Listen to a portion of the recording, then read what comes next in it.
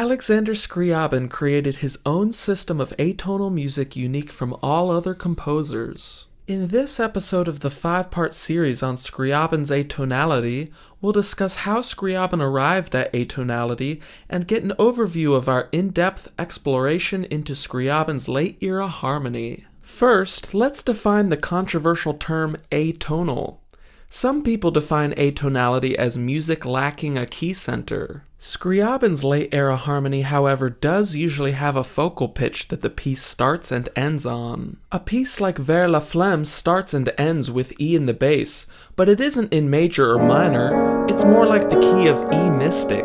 I understand atonality by the definition given by Alan Fort. Atonal music is characterized by the occurrence of pitches in novel combinations, as well as by the occurrence of familiar pitch combinations in unfamiliar environments.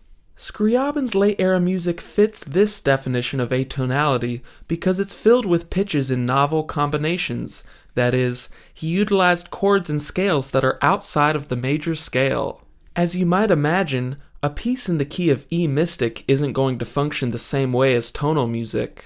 Scriabin pioneered a whole new system of how to move between foreign sets and voice them appropriately. In order to describe these foreign chords and scales, we have to depart from the language of traditional music theory and instead use musical set theory. I have a whole series teaching set theory quickly and efficiently, so please check that out if you want to really understand Scriabin's atonality. For now, whenever you hear the term set, think of it as a chord or scale.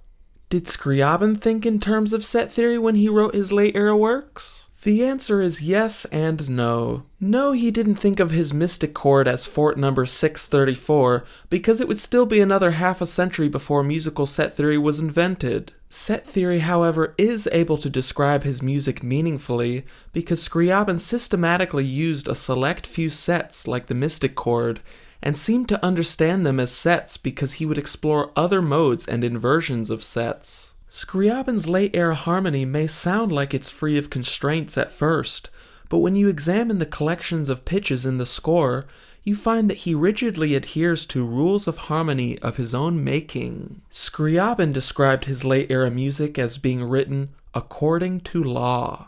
Our goal in this series is to shed light on the harmonic rules that govern Scriabin's atonal music by detailing how specific sets function throughout his late era. Let's start by talking about how Scriabin's music evolved into atonality. After all, he started out his compositional career following the musical conventions of the day sounding like Chopin. He did always have a thing for half steps even in his early days, but really the first signs of his atonality comes from his use of whole tone chords. Scriabin started using whole tone chords early in his writing, functioning as passing chords. He used them more and more in his middle era, especially using the French 6 chord.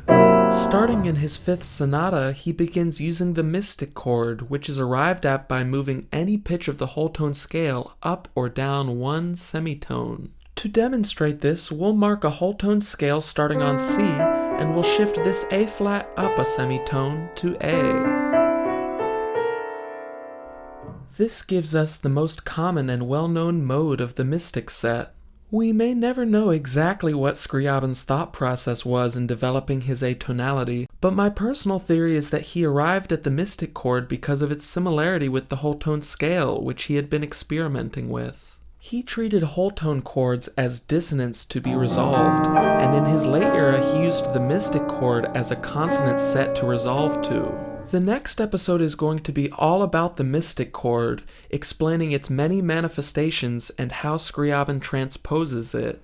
The rest of the series will cover other prominent sets Scriabin utilized using examples from his music to provide us with a complete picture of his late-era harmonic language.